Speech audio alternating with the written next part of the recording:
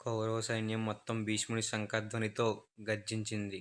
యుద్ధరంగం మొత్తం కంపిస్తుంది.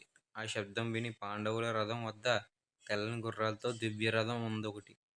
ఆ రథంలో శ్రీకృష్ణుడు సారథిగా నిలబడి ఉన్నాడు. అతని పక్కన ధనుర్ధారి అర్జునుడు సింహంలా ఆత్మవిశ్వాసంతో ఉన్నాడు. కృష్ణుడు సంతోషంగా చిరునవ్వు నవ్వుతూ అర్జునుని చూసి ఇలా అంటాడు: పార్థ, ఇది మన క్షణం. ధర్మం కోసం యుద్ధం ప్రారంభించు అని అంటాడు. అప్పుడే అర్జునుడు తన దివ్యమైన శంఖం దేవదత్తం ఊదుతాడు. ఆ ధ్వనితో ఆకాశం కంపించింది.